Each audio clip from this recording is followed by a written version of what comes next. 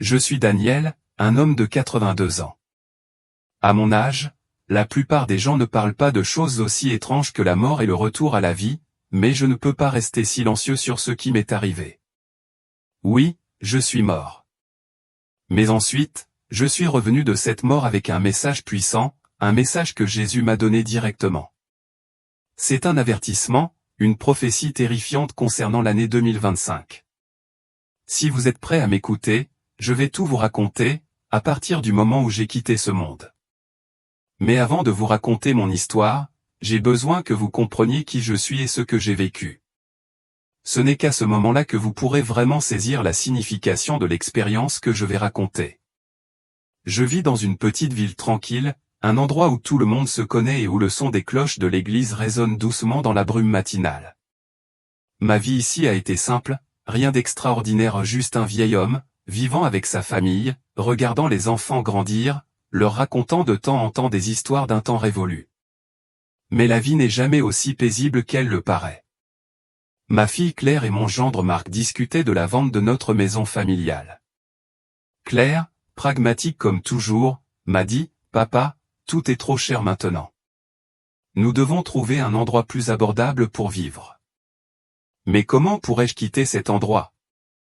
Ma femme et moi avions mis tout notre cœur et notre âme dans la construction de cette maison. C'était plus qu'un simple abri, c'était un trésor de souvenirs, les rires de nos enfants, les soirées passées au coin du feu, l'image de ma femme bien-aimée. Tout cela était là, entre ces murs. Comment pourrais-je lâcher prise? Nous nous sommes donc disputés, pas de manière mineure comme d'habitude, mais dans un désaccord bruyant et passionné. C'était intense, et cela a atteint son paroxysme dans la nuit du 10 décembre 2024. Je me souviens d'être assis à la table du dîner, regardant tout le monde autour de moi, tout en sentant que quelque chose n'allait pas soudain, mon cœur s'est mis à battre, ma tête a tourné et tout autour de moi a commencé à s'estomper. À ce moment-là, j'ai su que je ne pouvais plus me contrôler. Puis, je me suis effondré sur la table. Les bruits autour de moi ont commencé à disparaître et j'ai été englouti par une obscurité épaisse et suffocante. Je ne me souviens pas clairement de tout ce qui s'est passé après mon effondrement. Mais Claire m'a dit plus tard que toute la maison a explosé dans le chaos. Elle était hors d'elle, pleurant de manière incontrôlable. Marc essayait frénétiquement d'appeler à l'aide, tandis que les enfants restaient figés, confus par les événements qui se déroulaient devant eux. Mon cœur s'était arrêté.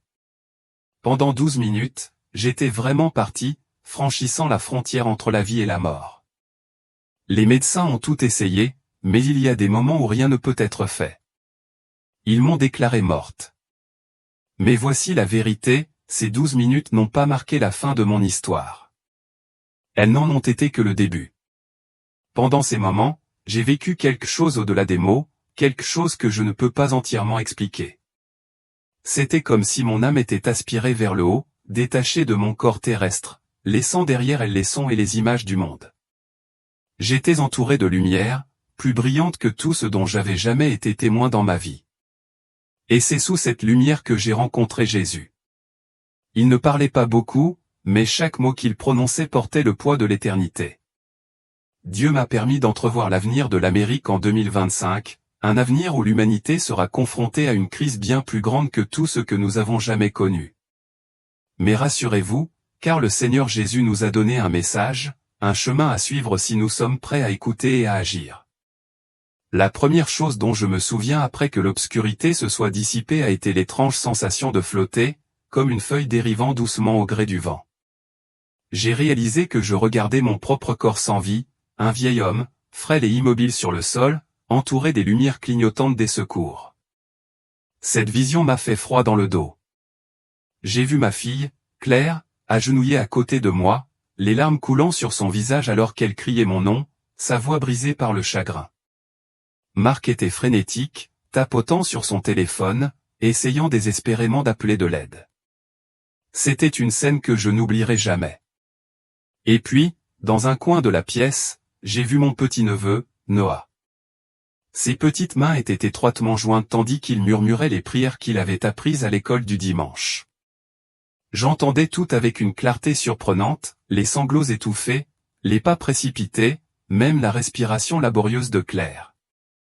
Pourtant, je n'ai ressenti ni douleur ni peur à ce moment-là. C'était étrange, mes amis. Tout ce que j'ai ressenti, c'était un sentiment de paix écrasant, comme si tous les soucis du monde avaient été balayés. Le monde autour de moi semblait se dissoudre, comme un tableau brouillé par un léger brouillard. Et puis, incroyable, j'ai vu mes parents. Oui, je sais que cela semble incroyable, mais ils étaient là, debout juste à côté de moi. Leurs visages, marqués par les années, montraient toutes les rides, leurs yeux brillants de larmes, tout comme quand j'étais enfant. Ils se penchaient, tendaient la main vers moi, essayaient de saisir ma main, mais ils n'y parvenaient pas. J'avais envie de les appeler, de leur parler, mais aucun mot ne venait. Et puis une force étrange est apparue. Elle n'était ni violente ni effrayante, mais douce mais indéniable, comme une main invisible qui m'attirait vers le haut et m'éloignait de cette petite pièce. Le temps et l'espace semblaient s'être arrêtés, et à cet instant, j'ai su que je n'appartenais plus à ce monde. Cette sensation était différente de tout ce que j'avais déjà ressenti. Je ne peux pas la décrire complètement. C'était comme si j'étais tiré à travers un tunnel, tourbillonnant dans un tourbillon de lumière chatoyante et rayonnante, entouré de millions d'étoiles. J'ai entendu des murmures ou des sons doux, comme s'ils venaient d'un endroit lointain. Ce n'étaient pas des voix effrayantes, ni les cris d'âmes oubliées. Au contraire, elles étaient calmes et douces, comme si elles discutaient de quelque chose de très important, quelque chose que j'avais besoin d'entendre. « Mais tu n'as toujours pas fini », a dit une voix, claire et résolue. Une autre voix a suivi, « Tu dois te souvenir de ce que tu vois ». À ce moment-là, je n'ai pas compris. Comment aurais-je pu? Mais plus tard, en y réfléchissant, je me suis rendu compte que ces voix appartenaient à des âmes comme la mienne. Elles étaient également revenues du royaume des morts et je suis sûr qu'elles avaient chacune leur propre histoire, leur propre mission que je ne connaissais pas encore. Si vous aussi avez des histoires comme celle-ci, je vous encourage à les partager. À l'époque, j'étais rempli de confusion, incertaine de ce qui m'arrivait. Mais la lumière devenait de plus en plus vive, m'entourant.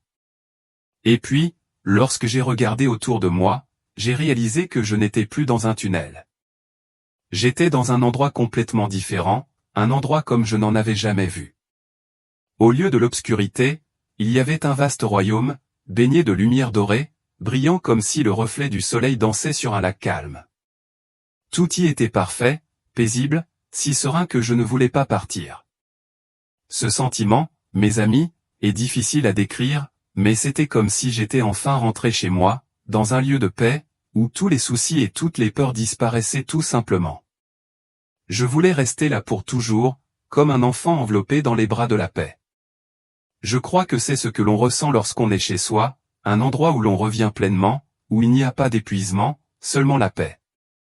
Pour moi, cette expérience n'était pas seulement un moment magique, c'était le début de quelque chose de bien plus grand. C'était un message, que je dois porter, sur le monde en 2025, un message de Jésus lui-même. Et je sais que je ne peux plus rester silencieuse. Alors que j'étais fasciné par la beauté qui m'entourait, j'ai vu une silhouette s'approcher. Au début, la lumière qui l'entourait était si intense que je pouvais à peine distinguer sa forme. Mais alors qu'il s'approchait, je l'ai immédiatement reconnu, c'était Jésus. La personne devant moi ne ressemblait en rien à l'image que j'avais imaginée, et il n'était pas non plus vêtu d'une tenue royale, comme les tableaux que j'avais vus. Non, Jésus portait une robe d'un blanc pur, légère comme un tissu flottant dans la brise. La lumière qui émanait de lui était si pure et aveuglante que j'ai dû me protéger les yeux. Mais malgré sa puissance et sa présence écrasante, je n'avais aucune peur. Au contraire, j'étais rempli d'un amour profond, si profond que les mots ne peuvent même pas commencer à l'exprimer. Il m'a souri, un sourire chaleureux et affectueux. Et d'une voix à la fois autoritaire et gentille, il a dit, « Daniel, mon fils, tu es ici parce que tu as été choisi pour délivrer un message important. » À ce moment-là, tout autour de moi semblait s'être arrêté. Mon cœur battait fort dans ma poitrine. Jésus avait appelé mon nom, et je sentais la puissance et la douceur de ses paroles pénétrer profondément dans chaque fibre de mon être, me préparant à quelque chose de vraiment monumental. Mais une question persistait dans mon esprit, pourquoi moi? Je ne suis qu'un homme ordinaire, rien de spécial. Comment puis-je mériter un tel honneur? Je ne suis pas une célébrité. Je ne suis pas quelqu'un qui a de l'influence comme Elon Musk ou le président Trump. Alors pourquoi moi? La question tournait dans mon esprit comme une boucle sans fin. Mais ensuite, comme une douce brise qui soufflait doucement dans mon âme, la compréhension a commencé à poindre. Vous voyez, Dieu choisit chaque personne pour un but précis. Je ne me distingue peut-être pas aux yeux du monde, mais Dieu ne mesure pas la grandeur par la célébrité ou le pouvoir. Il regarde dans le cœur, la bonté et la volonté de chaque individu. J'ai vécu ma vie et, même si elle n'a pas toujours été facile, j'ai toujours essayé d'aider les autres, même de manière modeste. J'ai fait face à de nombreuses difficultés, mais ce sont ces mêmes défis qui m'ont façonné, me donnant une perspective plus profonde sur la vie et l'humanité. Je ne suis peut-être pas la meilleure personne au monde, mais je m'efforce toujours de vivre selon ma vraie nature, avec compassion et sincérité. C'est pourquoi, je crois, Dieu m'a choisi. Nous ne comprenons peut-être pas toujours pourquoi nous sommes choisis, mais chacun d'entre nous a une mission unique. Certains sont appelés à faire de grandes choses, tandis que d'autres sont censés exceller dans les petites, mais vitales, tâches de la vie. Et donc, j'ai été choisi, parce que Dieu voulait que j'apporte un message spécial au monde. Je ne peux pas savoir tout ce qui va se passer, mais je peux sentir avec certitude que cela fait partie du voyage que je dois accomplir. Ces questions ne me troublent plus.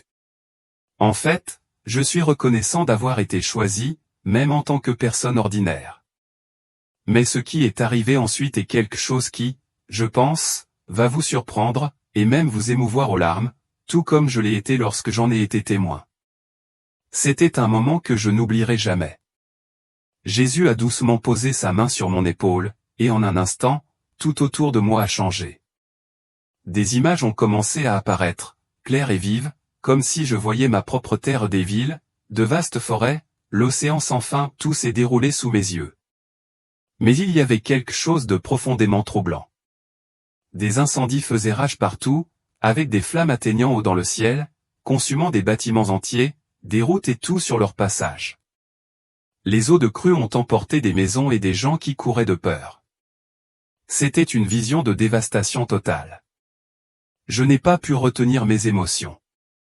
Les larmes coulaient librement pendant que je regardais. La douleur dans mon cœur était indescriptible. Le monde que j'avais connu autrefois était en train de se déchirer, et je me sentais impuissante à l'arrêter. J'ai levé les yeux vers Jésus, incapable de comprendre. Pourquoi m'avait-il montré ces choses? Ma voix s'est étranglée tandis que je demandais. Il m'a regardé avec des yeux si aimants et m'a parlé, d'une voix douce mais résolue, ce sont les images d'un monde qui a oublié l'amour, la foi et l'unité. Mais il est encore temps. Tu dois leur dire de se préparer, de revenir à Dieu et les uns aux autres. Ce n'est que par la foi, la compassion et le pardon qu'ils pourront surmonter ce qui les attend. Ces mots étaient comme un bouclier, m'enveloppant de chaleur et me donnant la force de comprendre. Je savais que je ne pouvais pas repartir sans transmettre ce message. Pourtant, une partie de moi désirait ardemment rester dans cet endroit paisible. Ce royaume, rempli de lumière et d'amour, était libre de soucis et de souffrances, libre des fardeaux de la vie sur terre. Je savais que c'était égoïste, mais à ce moment-là, je ne voulais rien de plus que d'y rester pour toujours. Avec toute la confusion qui tourbillonnait autour de moi, je me suis tourné vers Jésus et lui ai demandé, « Dois-je vraiment repartir ?» Ma voix s'est brisée d'émotion, et je n'ai pas pu retenir les sentiments accablants qui inondaient mon cœur. Jésus, dans sa compréhension infinie, m'a regardé avec un doux sourire. Ses yeux étaient remplis de compassion, comme s'il voyait clair dans mes peurs et mes doutes. « Ton temps sur terre n'est pas encore terminé, dit-il gentiment. Le monde a besoin de toi, Daniel. Tu es mon messager. Partage ce que tu as vu et n'aie pas peur. » En entendant ces mots, j'ai ressenti une profonde tristesse, mais je n'ai toujours pas pleinement saisi sa signification. Mais que dois-je faire? Comment vais-je transmettre ton message? J'ai peur que personne ne me croie. Et si ces choses terribles se produisent, que puis-je faire pour les arrêter? Je me sens terrifié et tellement confus. Comment puis-je faire revivre ce dont j'ai été témoin sans passer pour un fou? Jésus sourit à nouveau, cette fois avec espoir et assurance. Tu sauras quand le moment sera venu, Daniel. Les prochaines images viendront à toi. Tu sauras quand il sera temps de les partager. Ces visions ne se produiront peut-être pas qu'une seule fois, elles peuvent apparaître continuellement ou sporadiquement, selon la façon dont tu les reçois. Les visions que j'ai eues, les scènes troublantes et terribles sont exactement la raison pour laquelle je dois partager cette histoire avec toi. Ces images portent un message qui ne peut rester caché. Elles pèsent lourdement sur moi, et je sens qu'il est de mon devoir d'avertir les autres. Mais même cela n'est qu'une partie du voyage. En regardant les mains de Jésus, posées sur mon cœur, je sais que je n'oublierai jamais les choses dont j'ai été témoin. Tu te souviendras de tout, dit Jésus, sa voix remplie d'amour et de réconfort. Ces paroles, douces mais fermes, ressemblaient à une promesse sacrée. Une foi nouvelle commença à naître en moi. Oui, murmurai-je, je me souviendrai de chaque image, de chaque émotion, de tout cela. Jésus continua, quand tu reviendras, tu apporteras mon amour avec toi. Même si le monde doute de toi, je te guiderai. Tu n'es pas seul. Avant de partir, Jésus posa de nouveau sa main sur mon cœur. Une vague de chaleur envahit mon corps et je sentis un profond changement en moi. C'était comme si je me renouvelais, si je renaissais, plus forte et mieux préparée que jamais. Je jetai un dernier coup d'œil autour de moi, m'imprégnant de la beauté du paradis. Tout ici était parfait, baigné d'une lumière si brillante qu'elle semblait guérir mon âme. Le son des anges emplissait l'air, leur mélodie pure et éthérée, comme une musique qui apaisait chaque partie de moi. Je fermai les yeux, laissant ces mélodies célestes s'infiltrer profondément dans mon cœur. Mais alors que Jésus se retirait, je sentis une douce force m'éloigner de ce royaume doré. La lumière commença à s'estomper, laissant place à un lourd silence. J'avais l'impression de revenir dans un autre monde. Les voix lointaines, les chants s'estompèrent progressivement, ne laissant que le silence. Soudain, un vertige m'envahit. Mon corps se sentait vide, et l'air se précipitait dans mes poumons, me forçant à halter. C'était une sensation troublante, comme si j'avais été dans un endroit lointain et paradisiaque et que j'étais maintenant ramené à la rudesse de la terre. Puis j'entendis le bip des machines, les voix des médecins et des infirmières, remplies de confusion et de crainte. Lorsque j'ouvris les yeux, je me retrouvai allongé dans un lit d'hôpital, entouré de personnel médical qui me regardait comme si j'étais un miracle.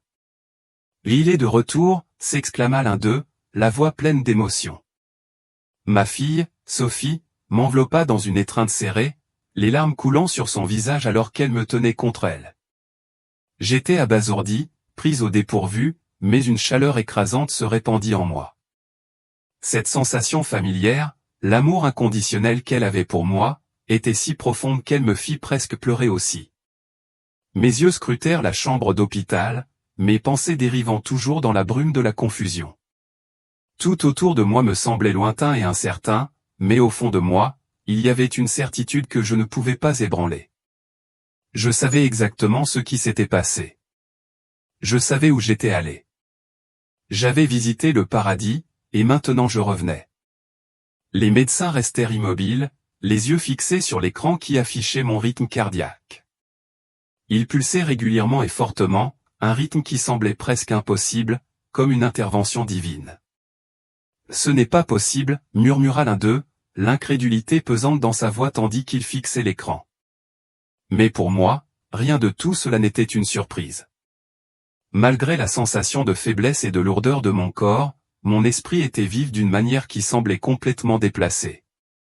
L'amour que je ressentais de ma fille, la façon dont elle s'accrochait à moi de tout son cœur, était une chaleur tangible qui me remplissait de vie. Je voulais parler, partager la vérité de ce que j'avais vécu, et bien que ma voix soit fragile, elle brisait le silence de la pièce. « Nous avons vu Jésus », dis-je, les mots coulant de mes lèvres comme une vague de vérité qui semblait suspendre tout autour de moi. La salle se trouva plongée dans un silence stupéfait. Les médecins échangèrent des regards, leurs expressions mêlant confusion et incrédulité, tandis que les infirmières murmuraient entre elles, incapables de saisir la signification de ce que je venais de dire. Pour elles, je n'étais peut-être qu'un vieil homme fragile approchant la fin de ses jours, perdu dans le brouillard d'une expérience traumatisante. Mais Sophie, elle, se tenait là, inébranlable, ses yeux fixés sur moi avec rien d'autre que confiance et amour. Elle écoutait chaque mot que je prononçais, son cœur ouvert, sans aucun doute. « Et qu'a-t-il dit » demanda-t-elle, la voix tremblante d'émotion alors qu'elle s'accrochait à moi. À ce moment-là, je la regardais dans les yeux d'un père essayant de puiser dans toute la force dont je pouvais disposer. Je pris une respiration lente et délibérée, le poids de ce que j'allais dire s'enfonçant profondément en moi. Je l'avais vu. J'avais été avec Jésus. Il m'avait sauvé du bord de la mort. Mais je n'étais pas encore prête à partager toute la profondeur des visions terrifiantes qui avaient suivi. Dans les jours qui suivirent, je me retrouvais aux prises avec un flot de confusion. J'étais revenu du bord du gouffre, mais les images vives de ce que Jésus m'avait montré refusaient de s'effacer de mon esprit. Peu importe à quel point j'essayais de les repousser, je savais qu'elles étaient indélébiles. J'ai vu des villes autrefois pleines de vie, des rues animées remplies de rires, maintenant enveloppées de ténèbres. Les bâtiments imposants que j'avais connus autrefois étaient maintenant réduits en décombres, leur structure en ruine. Les rues, autrefois familières, étaient maintenant inondées et des vagues gigantesques ravageaient tout sur leur passage. Les gens couraient dans toutes les directions, en quête de sécurité, mais il n'y avait aucun moyen d'échapper à la tempête qui s'approchait sans cesse. J'ai vu des incendies de forêt ravager les forêts dans lesquelles j'avais marché autrefois, des maisons réduites en cendres et des familles prises au piège dans le chaos, le visage déformé par la peur, appelant à l'aide. Les scènes étaient si réelles, si vivantes, que j'avais presque l'impression d'être aspiré par elles. Une image m'est restée en tête plus que toutes les autres, une violente tempête balayant les États du Sud, détruisant tout ce qu'elle touchait. Des communautés autrefois fortes et unies n'étaient plus que des vestiges fantomatiques, leurs fondations anéanties par les forces implacables de la nature. J'entendais les cris lointains de ceux qui avaient tout perdu et j'avais l'impression d'assister à la fin du monde. Dans une autre vision, j'ai vu des incendies ravager tout sur leur passage, des forêts et des maisons consumées par les flammes. J'ai regardé, impuissante, des familles se tenir debout, leur vie bouleversée par la dévastation qui les entourait. Chaque image était un cauchemar, mais pas celui que j'avais connu auparavant. Mais au milieu de tout cela, il y avait une voix, la voix de Jésus. Son ton était doux mais empli d'une détermination inébranlable. Ces défis ne sont pas des punitions, m'a-t-il dit. Ce sont des appels à l'éveil, des occasions pour vous de renouer avec la foi, l'unité et la compassion. Ces paroles résonnaient avec une telle clarté et une telle vérité qu'elles ont traversé la peur et la confusion qui avaient obscurci mon esprit. Ce que je voyais n'était pas seulement un aperçu de la destruction, mais un avertissement. Un appel pour que nous nous réveillions avant qu'il ne soit trop tard. En réfléchissant à ces images, une chose m'a particulièrement frappé, la profonde division que j'ai vue, non seulement entre les nations ou les communautés, mais au sein même des gens. La haine et la méfiance, les relations brisées telles étaient les véritables menaces pour notre monde. Les tempêtes, les incendies, la destruction c'étaient des forces extérieures, oui. Mais le véritable danger résidait dans le cœur des hommes et des femmes, dans la déconnexion entre nous, dans notre incapacité à nous aimer les uns les autres comme nous le devrions. C'était la plus grande menace pour notre monde, pas les désastres que nous pouvions voir, mais les fractures spirituelles qui se cachaient en chacun de nous. Une société divisée, où la compassion et la solidarité s'effacent lentement dans l'oubli, est une force qui finira par défaire tout ce qui nous est cher. En ce moment, je ressens un profond sentiment d'objectif, une responsabilité inébranlable de partager la vérité de ce que j'ai vu, de rappeler à chacun le pouvoir de l'amour, du pardon et de l'unité. Je lui ai demandé, d'une voix à peine murmurée, chargée d'émotion, est-il trop tard ? Pouvons-nous changer ce qui est sur le point de se dérouler ? Cette question n'est pas seulement la mienne, n'est-ce pas ? Je crois, au fond de moi, que c'est une question que le monde entier se pose en ce moment. Mais Jésus a simplement souri, ce sourire patient et compréhensif que j'avais appris à si bien connaître. Puis, il a posé doucement sa main sur mon épaule, et j'ai ressenti cette chaleur ou une assurance que je n'oublierai jamais. Il a parlé doucement, sa voix portant espoir et promesse. Non, mon enfant, il n'est pas encore trop tard. Rien n'est trop tard. Il a poursuivi, tous les défis auxquels nous avons été confrontés peuvent être surmontés. Ceux qui la recherchent trouveront toujours la rédemption. Ces paroles ont rempli mon cœur d'un sentiment renouvelé de foi. Même à mon âge, même après toutes les épreuves que j'ai traversées, je peux encore sentir cet amour, cet espoir, brûler en moi. Même dans nos moments les plus sombres, il y a toujours la possibilité de trouver la lumière si nous refusons d'abandonner. Et puis, le Seigneur Jésus m'a révélé une autre vision. Celle-ci était différente des autres. Elle n'était plus remplie de ténèbres, de terreur et de désespoir. Cette vision était baignée de lumière, d'espoir. Elle était étrange et belle dans sa sérénité. J'ai vu des communautés, autrefois déchirées, se rassembler à la suite de la tempête. Elles avaient non seulement reconstruit leur maison, mais leur foi mutuelle avait été restaurée. Des voisins, des gens qui n'auraient peut-être jamais échangé un mot auparavant, s'embrassaient maintenant comme s'ils étaient de la même famille. Ils partageaient tout ce qu'ils avaient, nourriture, abri, amour. C'était une belle image d'unité renaissant des cendres de la dévastation. Puis il y a eu une scène qui m'a ému aux larmes. Une famille, ayant tout perdu dans un incendie, se tenait au milieu des décombres. Pourtant, ils n'étaient pas seuls. Autour d'eux se trouvaient des étrangers, des gens qui étaient venus offrir de la nourriture, des vêtements et de la chaleur. Bien qu'ils n'aient plus que leur perte, il y avait une joie indéniable dans leurs yeux. Ils ont souri, non pas parce que leur chagrin avait disparu, mais parce qu'ils avaient pris conscience de l'amour immense qui les entourait. Ils étaient reconnaissants, non pas pour ce qu'ils avaient perdu, mais pour l'amour qui les avait trouvés dans leur heure la plus sombre. Alors que je regardais ces scènes se dérouler devant moi, Jésus m'a expliqué, c'est le pouvoir de l'unité. Et j'ai compris, à ce moment-là, ce qu'il voulait vraiment dire. Le pouvoir de la connexion, le pouvoir de l'amour, est ce qui aide les gens à surmonter les tempêtes les plus féroces que la vie puisse leur lancer. Il a continué, l'amour est l'antidote à la peur, et la foi est le pont qui mène au salut. Puis j'ai vu des hôpitaux, des endroits où les patients gisaient autrefois dans la douleur et l'épuisement, commencer à guérir de manière miraculeuse. Les médecins et les infirmières, avant chaque opération, s'arrêtaient, prenaient un moment pour prier. Et cette prière, cet acte de foi simple mais profond, semblait libérer le pouvoir des miracles. Des patients qui étaient inconscients depuis des jours se sont réveillés, des opérations qui semblaient impossibles ont réussi au-delà de toute croyance. Et dans ce moment de silence, Jésus m'a murmuré à l'oreille, la prière a du pouvoir. Il ne s'agissait pas seulement de paroles prononcées en passant, il parlait de la vraie prière, du genre de prière qui a le pouvoir de tout changer. Le pouvoir de la foi. Alors que j'étais assise avec cette révélation, j'ai senti quelque chose changer en moi.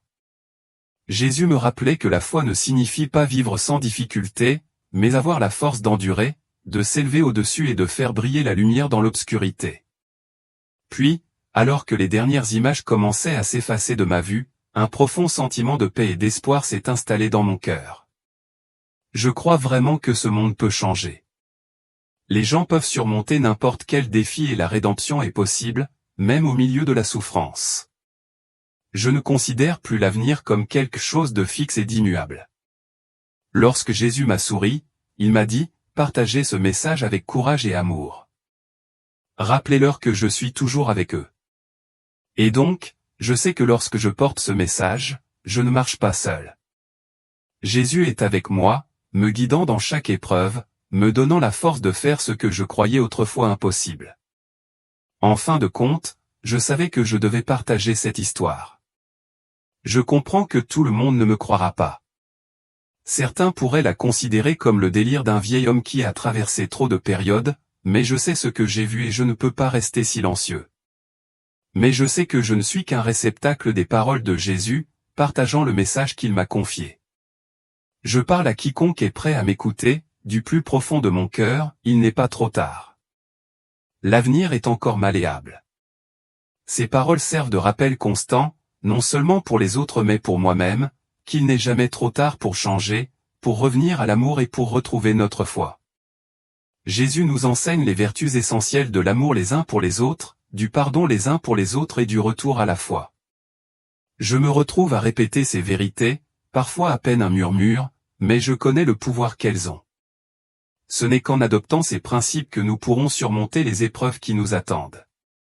Ma famille me fait entièrement confiance maintenant. Elle voit le changement en moi, la paix et la confiance que je ressens maintenant, quelque chose que je n'avais jamais eu auparavant. Je ne suis plus l'homme brisé et épuisé que j'étais, celui qui s'effondrait autrefois sous le poids du désespoir, alors que tout autour de moi semblait s'écrouler. Je me souviens très bien de la vie d'une mère célibataire. Elle a dû faire face à des défis inimaginables, de jeunes enfants, pas d'emploi stable, pas de voie claire à suivre. Pourtant, elle a écouté mon histoire et quelque chose d'incroyable a commencé à se produire. Après m'avoir entendu parler, elle a commencé à prier tous les jours. Je ne peux pas expliquer la force de ses prières, mais je sais qu'elle plaçait sa confiance en quelque chose de plus grand qu'elle-même. Quelques jours plus tard, une opportunité incroyable s'est présentée. On lui a proposé un emploi dans une entreprise pour laquelle elle n'aurait jamais rêvé de travailler. Ce n'était pas n'importe quel emploi, mais un poste qui lui permettrait de subvenir aux besoins de ses enfants et de reconstruire leur vie. Elle est venue me voir, les larmes aux yeux, et m'a dit, « C'est comme si Dieu m'avait entendu pour la première fois. Votre message m'a rappelé de croire à nouveau. » Entendre ces paroles m'a rempli d'une profonde gratitude. À ce moment-là, j'ai su que j'avais fait le bon choix en racontant mon histoire. Au fur et à mesure que mon histoire se répandait, de plus en plus de personnes ont commencé à remarquer les changements dans leur propre vie. Elles n'avaient pas besoin de grands miracles. Ce dont ils avaient besoin, c'était de la foi et d'une étincelle d'espoir pour changer leur vie. Je continue donc à partager mon expérience, convaincu qu'il n'est jamais trop tard, que nous pouvons tous créer de petits miracles dans nos vies. Les voisins, qui étaient autrefois des inconnus, sont maintenant des amis proches. Ils n'ont pas seulement aidé à réparer les maisons, ils ont partagé de la nourriture, offert du réconfort et donné des encouragements. Un bénévole, que je n'avais jamais vu auparavant, est arrivé et a partagé un message puissant avec tout le monde, nous sommes plus forts quand nous nous unissons. Comme l'a dit Matthieu, l'amour peut tout guérir. Même ceux qui étaient autrefois sceptiques à propos de mon histoire ont commencé à en prendre note. Lorsqu'ils entendent parler d'expériences similaires, guérisons miraculeuses, opportunités inattendues, réveils spirituels profonds où ils ne peuvent s'empêcher de réfléchir. Ceux qui ont choisi d'ouvrir leur cœur et de revenir à la foi voient maintenant des changements tangibles dans leur vie. Cela m'a fait comprendre que tout le monde ne croit pas immédiatement. Mais lorsqu'ils sont témoins des changements dans la vie des autres, ils commencent à reconnaître la puissance de ce message. Je ne suis pas le seul à pouvoir changer ma vie. Nous le pouvons tous. Et tant que nous croyons, aimons et nous unissons, tout ira mieux. Voyez-vous, je ne parle pas de grands gestes ou d'actes spectaculaires dont les gens rêvent souvent. Il ne s'agit pas d'exploits impossibles, mais de petits actes simples que nous pouvons accomplir chaque jour. Pardonner à quelqu'un qui nous a fait du tort, aider un voisin dans le besoin ou revenir à notre foi lorsque les ténèbres menacent de nous submerger. Je me souviens clairement de ce que Jésus m'a dit, même le plus petit acte d'amour peut changer le monde. Ces mots ne sont pas de simples sentiments creux. Ce sont des vérités que j'ai vues de mes propres yeux. J'ai vu des familles déchirées par la colère et la haine se réunir à nouveau. J'ai vu des personnes autrefois prises au piège de la peur et de la négativité trouver la paix en elles-mêmes, le genre de paix qui transcende toute compréhension terrestre. Et vous savez quoi? Ces miracles, bien qu'ils ne soient pas toujours bouleversants, sont réels. Les petits miracles ou les actes d'amour simples et quotidiens ont le pouvoir de transformer des vies d'une manière que nous ne pouvons pas toujours prévoir. Je ne m'arrêterai pas. Je continuerai à partager mon histoire parce que je crois sincèrement que les actes d'amour, aussi petits soient-ils, peuvent faire une énorme différence. Il suffit d'agir avec le cœur et tout changera. Quand les gens me félicitent pour mes paroles, je souris simplement et je dis, ce n'est pas à propos de moi. Je répète souvent, il s'agit de se rassembler. Jésus nous a donné une seconde chance, et la façon dont nous l'utilisons dépend de chacun d'entre nous. Mon voyage ne s'arrête pas là. Bien que je sois revenu du seuil de la mort avec un message puissant, je comprends que mon travail ne fait que commencer. Je continue à m'exprimer, à inspirer les autres, à leur rappeler les choses qui comptent vraiment dans la vie, la foi, l'amour et l'unité.